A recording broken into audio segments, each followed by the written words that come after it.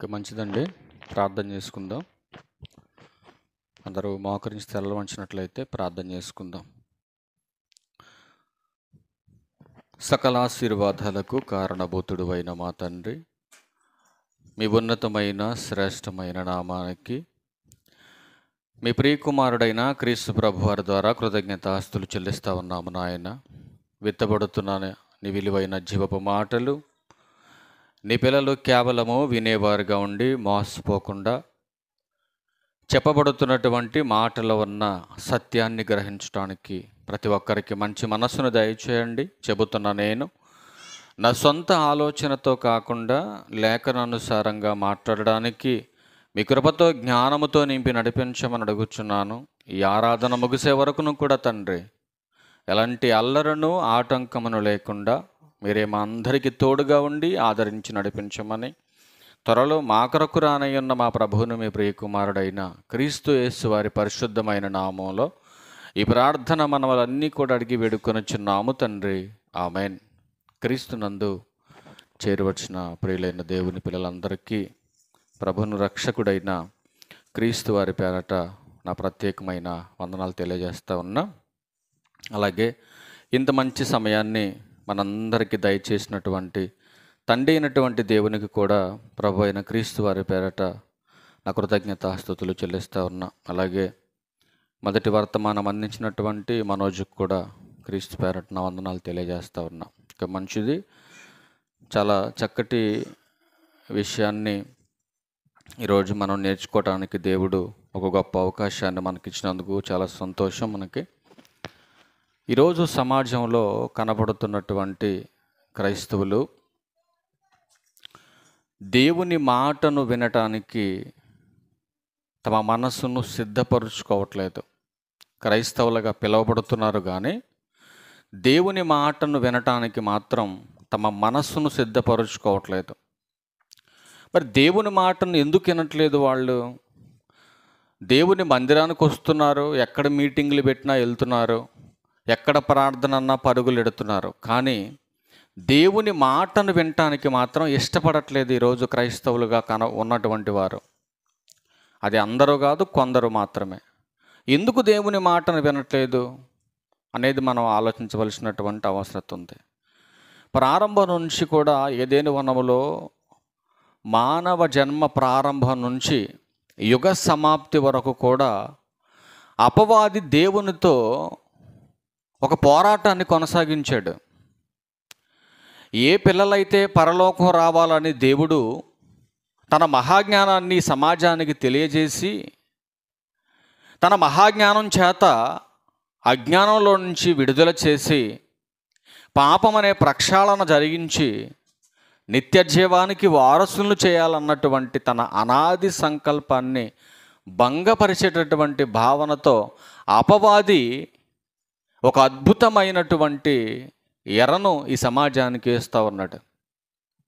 అది శరీర సంబంధమైనటువంటి ఎర. మనిషి ఎందుకు ఆత్మీయతలోనే ఉండి ఆత్మీయతను దూరం చేసుకుంటున్నాడు అనేవి కొన్ని విషయాలు మనం చూడాలి. మనకేం కావాలంటే మంచి అక్కర్లేదు, మనకు కావాల్సిందేంటి? చెడు కావాలి. దేవుడు అన్నాడు, మనిషి ఆలోచన దేవునికి తెలుసు. తెలుసు అంటారా, తెలియదంటారా? ఈ భూమి మీద ఉన్నటువంటి ఒక మనిషి మెదడులో ఉన్నటువంటి ఆలోచన మరొక మనిషికి తెలియదండి. సహజంగా నాలో ఏ ఆలోచన ఉందో మీకు ఎవరికైనా తెలుసా? ఎవ్వరికీ తెలియదు. నా గర్భాన్ని పుట్టినటువంటి పిల్లలకు కానీ, నన్ను చేసుకున్న ఆవిడకి కానీ, నాకు జన్మనిచ్చిన తల్లిదండ్రులకు కానీ, నా చుట్టూ ఉన్నటువంటి బంధుబలగానికి కానీ ఎవ్వరికీ నాలో ఉన్న ఆలోచన ఎవ్వరికీ తెలియదు. మరి నాలో ఉన్న ఆలోచన ఎవరికి తెలుసు అని అంటే, నన్ను ఈ లోకానికి పంపించినటువంటి దేవునికి మాత్రమే తెలుసు నా ఉద్దేశాలన్నీ ఏంటో. అవునంటారా, కాదంటారా? అవును. ఈరోజు ఒక చక్కటి విషయాన్ని మీకు చెప్పాలని ఆశపడుతున్నాను నేను. ఫ్యాన్లు తిరుగుతున్నా చెమట పోస్తుంది, ఏం ప్రాబ్లం లేదు. మీ దగ్గర ఫ్యాన్ ఉందా, నా దగ్గర ఫ్యాన్ ఉందా? చెప్పాలా? ఫ్యాన్ ఎవరి దగ్గర ఉంది? మీ దగ్గరే ఫ్యాన్లు ఉండే, నా దగ్గర ఫ్యాన్ కూడా లేదు. అయినా సరే చాలా జాగ్రత్తగా మంచి విషయాన్ని నేర్చుకుందాం. ఎందుకంటే ఈరోజు చాలామంది దేవుని మాట వినుట కంటే లోక సంబంధమైనవి వినటానికి అలవాటు పడ్డారు. నిజమంటారా అబద్ధం అంటారా మీరు చెప్పాలి? దేవుని మాట వినటం కంటే లోక సంబంధమైనవి వినటానికి మనిషి అలవాటు పడ్డాడు. ఎవరా మనిషి అంటే లోక సంబంధి కాదు, క్రైస్తవులని పిలువబడుతున్న వారే ఈ లోక సంబంధమైన వాటికి కన్వర్ట్ అయిపోతున్నాడు మనిషి. అందుకే ఒక పరిచయ భాగంగా ఒక చిన్న విషయాన్ని మీకు పరిచయం చేసి ముందుకెళ్ళే ప్రయత్నం చేస్తాను. ఒకసారి యేసుక్రీస్తు ప్రభువారు ఈ భూమి మీదకి వచ్చినప్పుడు కొంచెం త్వరగా తీసే ప్రయత్నం చేద్దాం. ఎందుకంటే టాపిక్ కొంచెం పెద్దగా ఉంది, త్వరగా తీసే ప్రయత్నం చేద్దాం. చాలా జాగ్రత్తగా మీరు రాసుకోండి, వినండి. మత్తయి సువార్త 12వ అధ్యాయము 36వ వచనం చూద్దాం ఒకసారి. నేను మీతో చెప్పినది ఏమనగా మనుషులు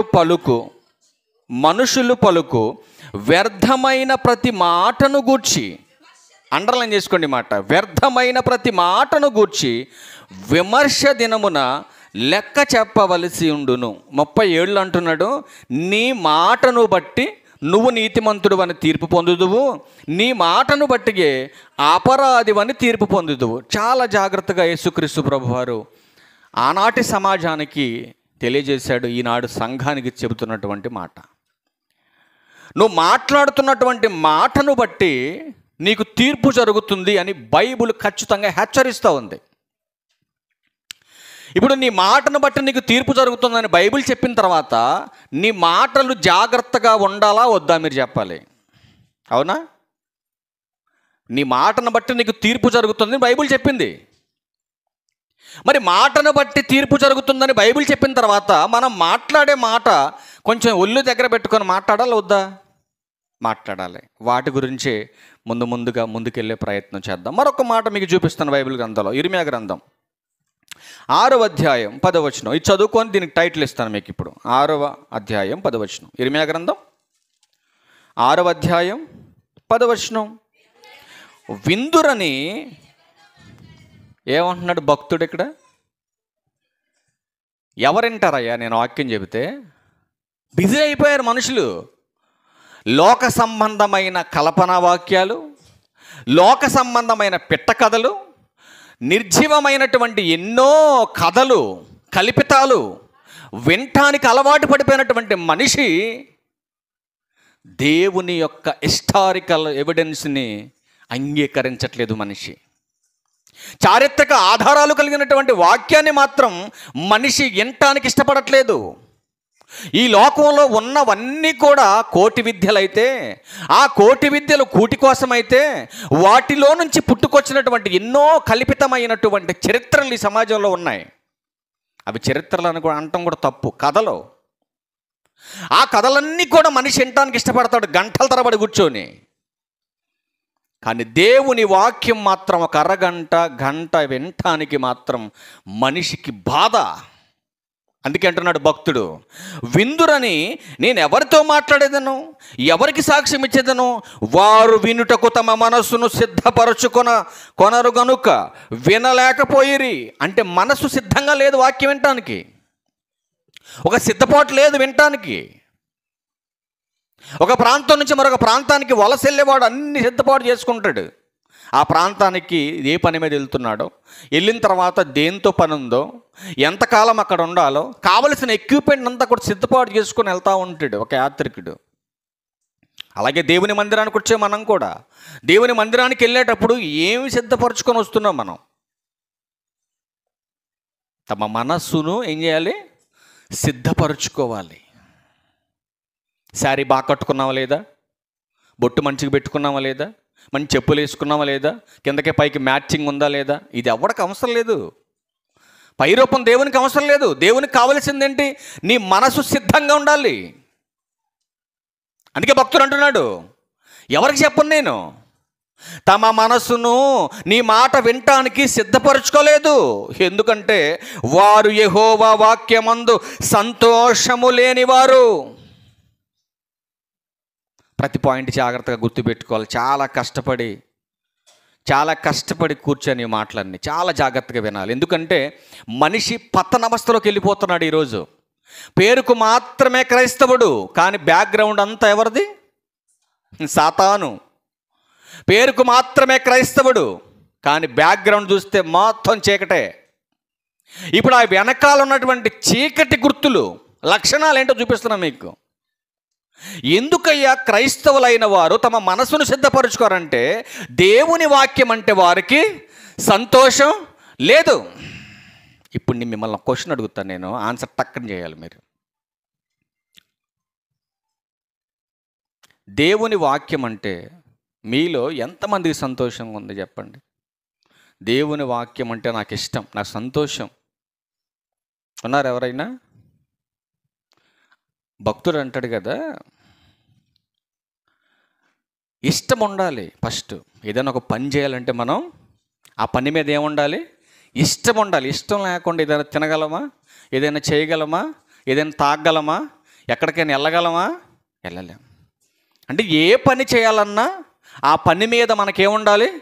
ఇష్టం ఉండాలి. ఈరోజు దేవుని మందిరానికి నీ ఇష్ట ప్రకారమే వచ్చావా? ఎవరైనా పంపిస్తే వచ్చావా?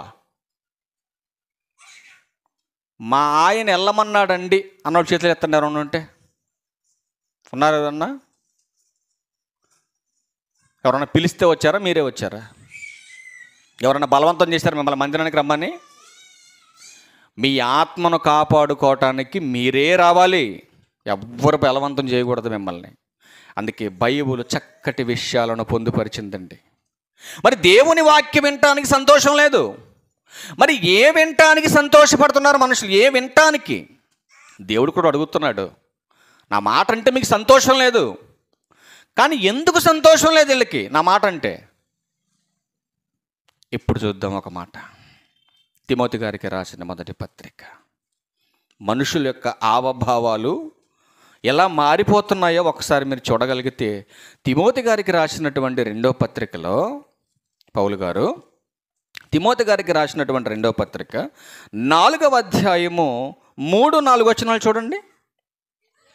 ఎందుకనగా జనులు హితబోధను సహింపక దురద చెవులు గలవారై తమ స్వకీయ దురాశలకు అనుకూలమైన బోధకులను తమ కొరకు పోగు చేసుకొని.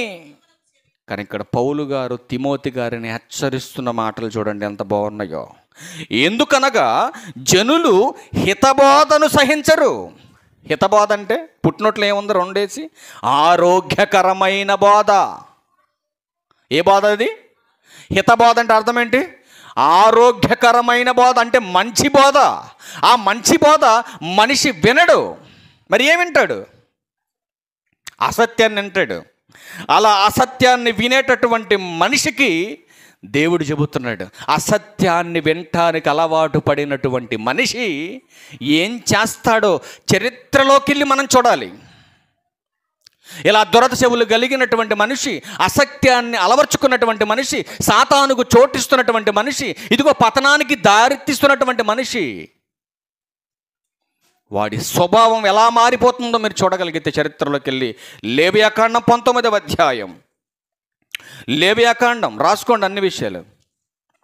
లేవియాకాండం 19వ అధ్యాయం నేను చదువుతాను, జాగ్రత్తగా మీరు రాసుకోండి. 16వ వచనం. నీ ప్రజలలో కొండెములాడుచు ఇంటింటికి తిరగకూడదు. ఏం చెప్పాడు? ఏం చెప్పాడమ్మా? కొండెములాడటం అంటే, కొండెములు అంటే ఏంటి? కొండెములు అంటే ఏంటమ్మా? ఎదరు కూర్చున్న వాళ్ళు చెప్పండి. కొండెమ్మలు అంటే ఏంటి? తేలుకుండే కొండె తెలుసా మీకు? దాని కొండెలో ఏముంటుంది తెలుసా మీకు? విషం. ఈ కొండాలు చెప్పేటటువంటి వారి యొక్క మాటలో కూడా విషం.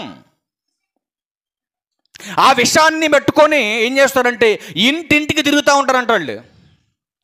కానీ చరిత్రలో దేవుడు చెబుతున్నాడు ఇశ్రాయేలీయులకు, నాయనా నీ ప్రజలలో కొండెములు ఆడుచు ఇంటింటికి తిరగకూడదు. ఎందుకు చెప్పాడు తిరగకూడదని? ఏమండి ఎందుకు చెప్పాడు తిరగకూడదని? ప్రసంగి గ్రంథం 7వ అధ్యాయం. ప్రసంగి గ్రంథం 7వ అధ్యాయం 21వ వచనం. ప్రసంగి గ్రంథం 7వ అధ్యాయం 21వ వచనం. నీ పనివాడు నిన్ను శపించుట నీకు వినబడకుండునట్లు చెప్పుడు మాటలు లక్ష్య పెట్టకు. ఒకవేళ అలాంటి మాటలు చెప్పేవాళ్ళు నీ ఇంటికి వచ్చినా, నీ ఇంటికి వచ్చి అలాంటి మాటలు చెబుతున్నా, నిన్నేం చేయమన్నాడు దేవుడు? అస్సలు లక్ష్య పెట్టొద్దు. ఒకవేళ విన్నా విడిచిపెట్టు, కానీ వాటిని లక్ష్య పెట్టొద్దు నువ్వు.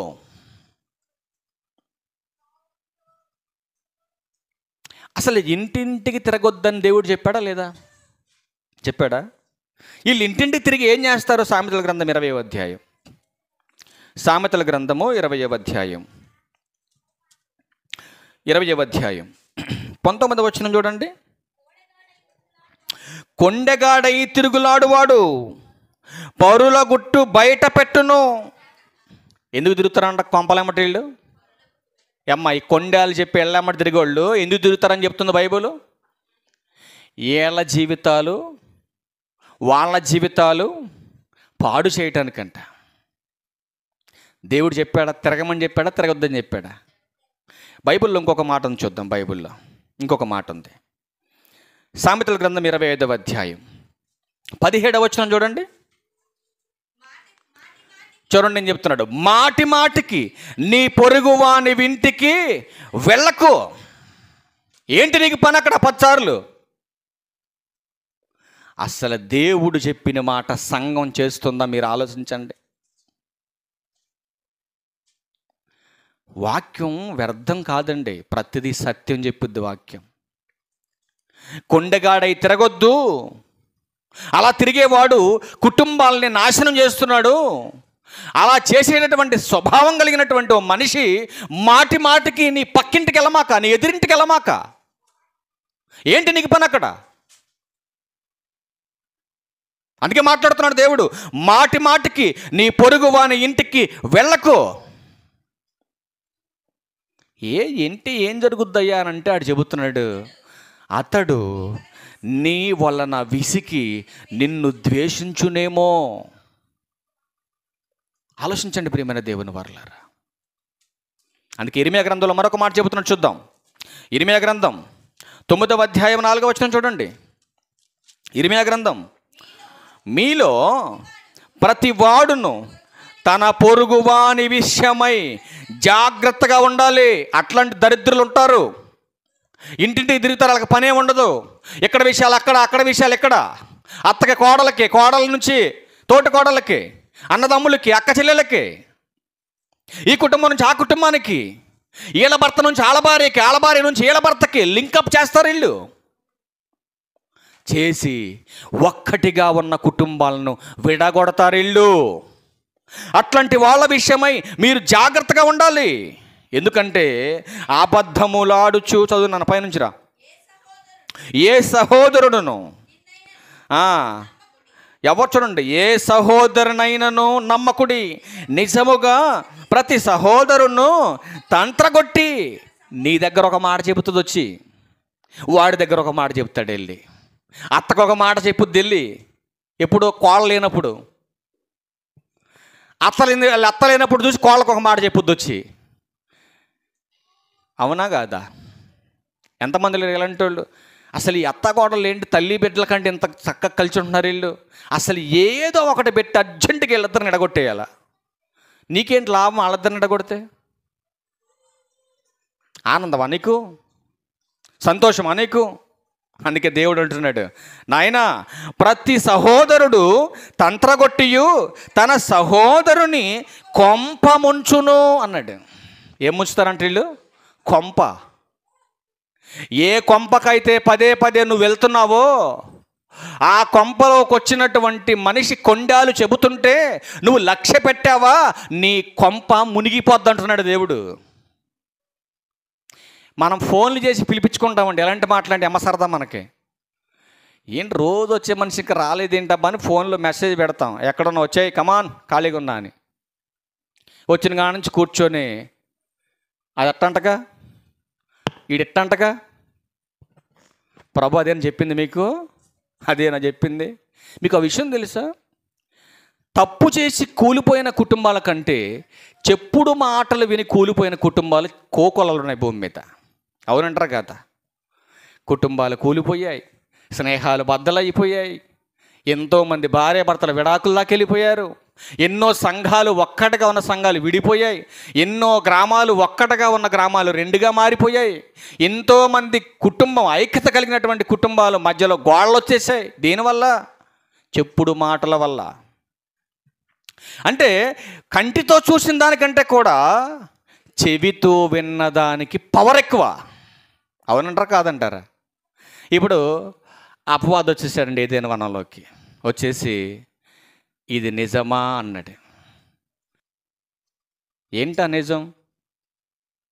అందవమ్మా అనలా.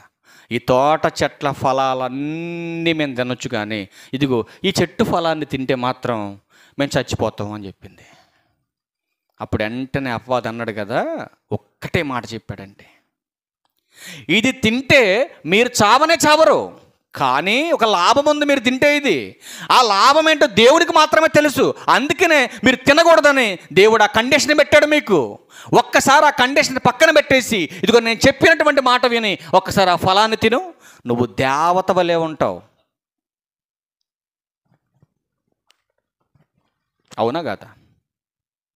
ఎప్పుడైతే దేవతలా ఉంటామని చెప్పాడో, నిజంగా అప్పుడప్పుడు స్త్రీలు కూడా పొగడండి భలే పడిపోతారు. పడతారా లేదా? ఈజీగా పడిపోతారండి పొగడతలుగా స్త్రీలు. అందుకే కదా పతనం అయిపోయేది కుటుంబాలన్నీ. అందుకే కదా పతనం అయిపోయేది కుటుంబాలు. అక్కడ ఏదైనా మనం కుటుంబం పతనం అవడానికి కారణం ఏంటి? పొగడతగా పడింది అక్కడ. అదే తల్లి నుంచి వచ్చినటువంటి వారందరూ కూడా పొగడతలకే పడిపోతున్నారు.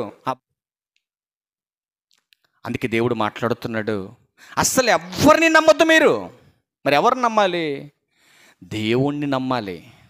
ఎందుకు నమ్మొద్దు అంటున్నాడు?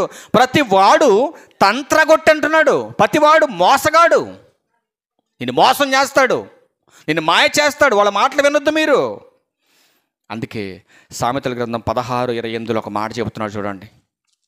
సామెతల గ్రంథం 16వ అధ్యాయం 28వ వచనం, మూర్ఖుడు కలహము పుట్టించును. చూసారండి, జగడాలు పుట్టించోడు ఎవరంట? వాళ్ళకే వీళ్ళకి జగడాలు పెట్టాడు ఎలాంటోడు? మూర్ఖుడాడు, వాడికి వాక్యం తెలియదు. కిందకు వచ్చేసరికి అంటాడు, కొండగాడు మిత్రభేదము చేయును. నీతో బాగానే ఉంటాడు, నీ విషయాలన్నీ తెలుసుకుంటాడు. నీ విషయాలన్నీ తెలుసుకొని ఎవరు చెప్తాడు? తీసుకెళ్ళి ఆ పక్కన వాళ్ళు చెప్తాడు వెళ్ళి. అప్పుడు దాన్ని నువ్వు అనుకుంటావు నా ఫ్రెండ్ కాబట్టి అన్నీ ఇటు చెప్పాలని నువ్వు అనుకుంటావు. పిచ్చిమోహం దాన్ని నువ్వు. నీ అన్నీ అలా చెప్పిన తర్వాత ఈ విషయాలన్నీ తీసుకెళ్ళి ఇంకొకళ్ళు చెప్తారు వీళ్ళు.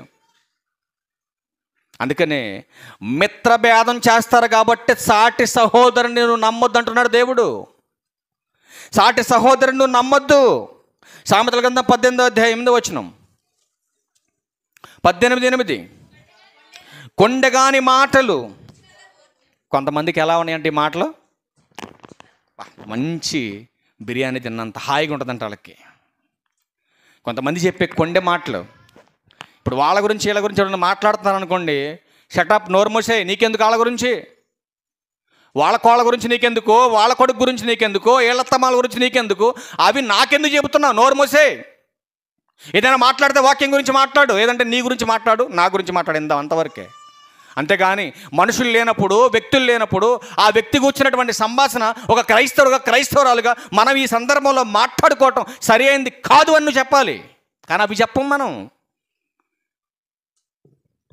ఎవరన్నా కొంచెం కదిలిచ్చారనుకోండి, దానికి అలా అల్లుకుపోతాం మనం. అల్లుకుపోయి నిజమేనా, అదేనా, అదా, ఇదా అని చెప్పేసి మనం అల్లుకుపోయి ఎవరి గురించో తప్పుగా మాట్లాడుకోవటం వల్ల నీకు వచ్చి ఒరిగేది ఏంటి ఒకసారి నువ్వు ఆలోచించు. అందుకే అంటున్నాడు, కొండగాని మాటలు రుచిగల భోజ్యములు అవి కడుపులోనికి దిగిపోవును. అబ్బా, ఎంత కడుపు నిండిపోతుందంటండి వాళ్ళకి. ఎట్లాంటి మాటలు వింటా ఉంటే కడుపు నిండిపోతుందంట వాళ్ళకి. అమ్మయ్య, మంచి బిర్యానీ తిన్నంత హాయిగా ఉందా నాకు ఈ పూట అనుకుంటారంట వాళ్ళు. అవునా కాదా? అందుకే ఏమంటున్నాడు దేవుడు? మరికొన్ని మాటలు చూద్దాం బైబిల్ గ్రంథంలో. అపోస్తుల కార్యము 13వ అధ్యాయం 22వ వచనంలో ఇక్కడ ఒక రాజు మనకు కనపడతాడు. ఆ రాజును గురించి సాక్షాత్తు దేవుడే సాక్ష్యం ఇస్తున్నాడు. ఇదిగో నా ఇష్టానుసారుడైనటువంటి మనుషుడు, ఇదిగో నా ఉద్దేశాలు నెరవేర్చేవాడు, నా ఇష్టానుసారైనటువంటి మనుషుడని సర్టిఫికెట్ ఇచ్చినటువంటి దేవుడు ఆయన దావీదు. ఆ దావీదు రాజు ఏమంటే సామాన్యుడు అంటే చెప్పుడు మాటలు వినటంలో అర్థం ఉంది. కానీ ఒక రాజు కూడా చెప్పుడు మాటలు వింటాడా? మీరు ఆలోచించండి. సామాన్యుడు అంటే చెప్పుడు మాటలు వింటారు అనుకుందాం మనం, కానీ రాజు కూడా చెప్పుడు మాటలు వింటాడా? వింటాడా? ఇప్పుడు మన ఊళ్ళో వార్డు నెంబర్ చెప్పుడు మాట్లాడినంటే ఒక అర్థం ఉంది. ప్రధానమంత్రి గారు కూడా వింటాడా చెప్పుడు మాటలు? వినడా? ప్రధానమంత్రి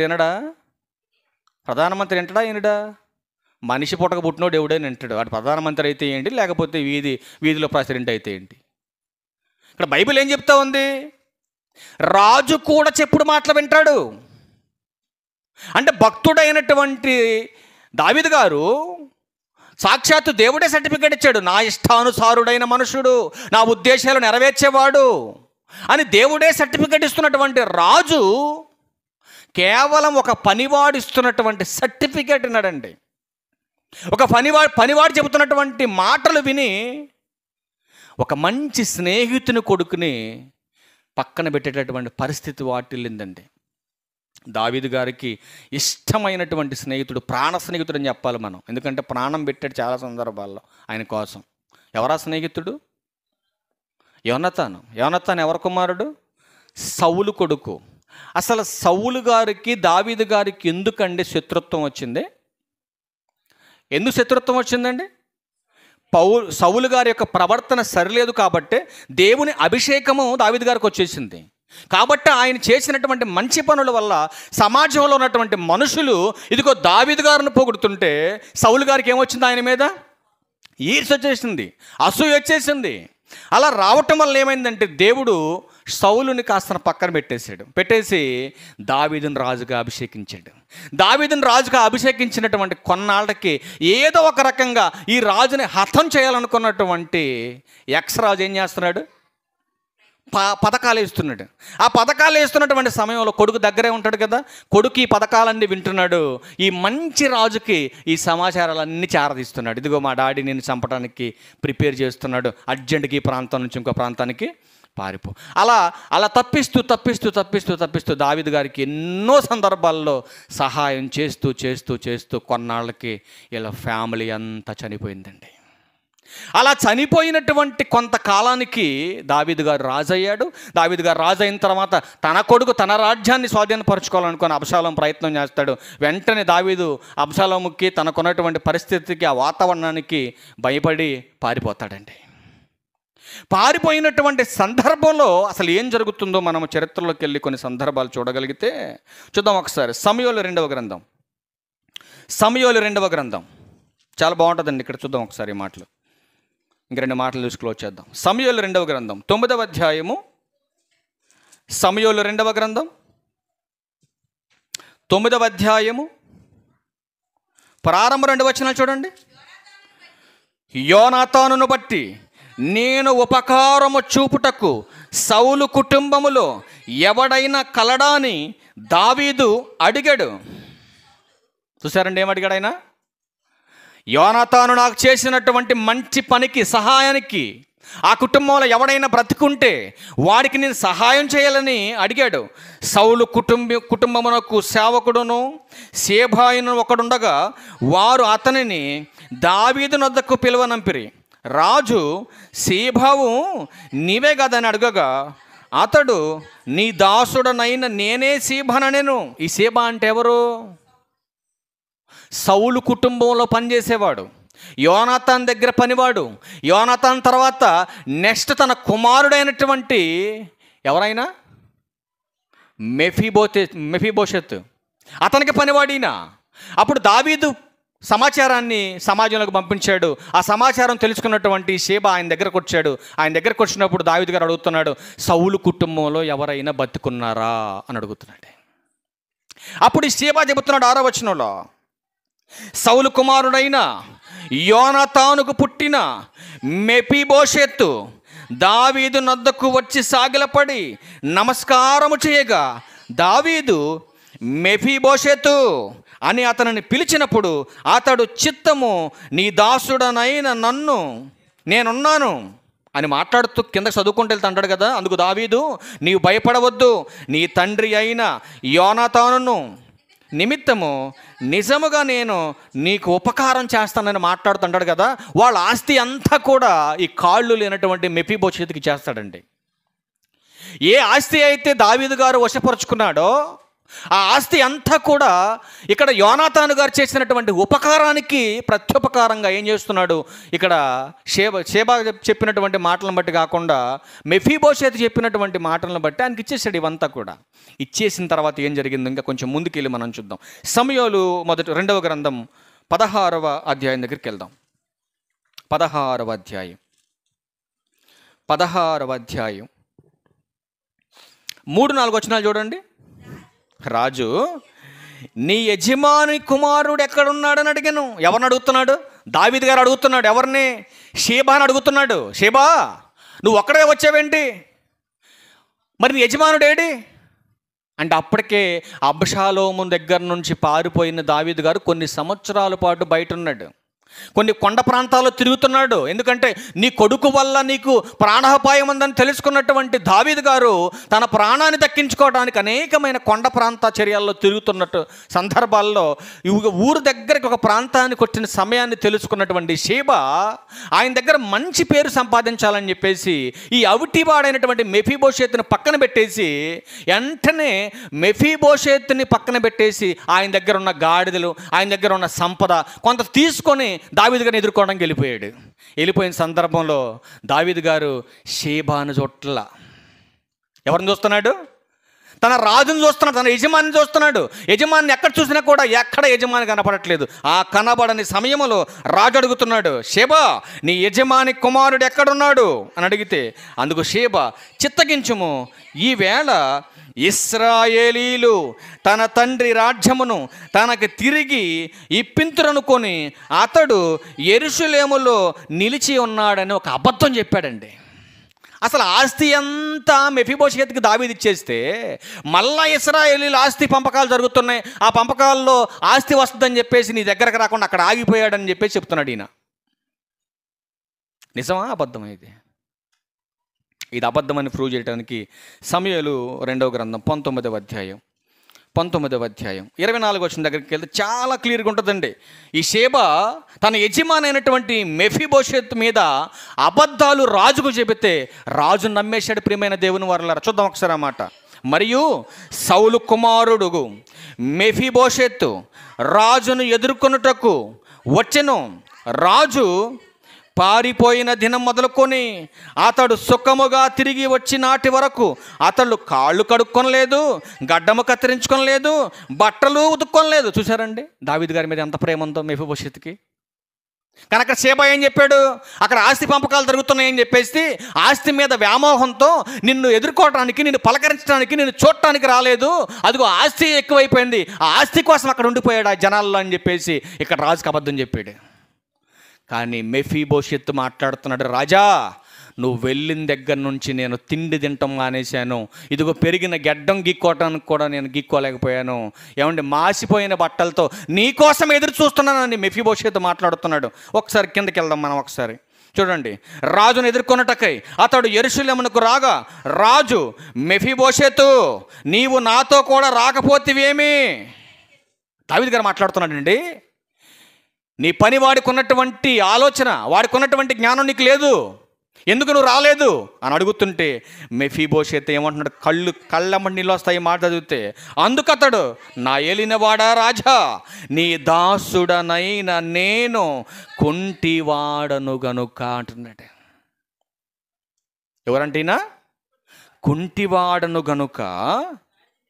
చూడండి, గాడిద మీద గంత కట్టించి ఎక్కి రాజుతో కూడా వెళ్ళిపోదునని నేను అనుకొనగా నా పనివాడు నన్ను మోసము చేసెను. చూసారా ఎంత బాగుందిట? కాళ్ళు లేని నేను ఎలా గాడిద మీద కూర్చోగలను? నా పనివాడే కదా నన్ను తీసుకెళ్ళి గాడిద మీద కూర్చోబెడితే నేను రాగలను. కానీ నా పనివాడు నన్ను మోసం చేసి నీ దగ్గరకు వచ్చేసాడు రాజా అంటున్నాడు. అంటే పనివాడు షేబా చెప్పిన మాట రాజు అయినటువంటి దావీదు నమ్మాడా లేదా? నమ్మేమంటాడు తెలుసండి? మెఫీబోషెతుకి ఇచ్చినటువంటి ఆస్తి అంతా ఈ రోజు నుంచి నీదే అన్నాడు ఆయన. మెఫీబోషెతుకి ఇచ్చినటువంటి ఆస్తి అంతా నీదే అన్నాడు. 7వ వచనం చూడండి. సమూయేలు 2వ గ్రంథం 9వ అధ్యాయము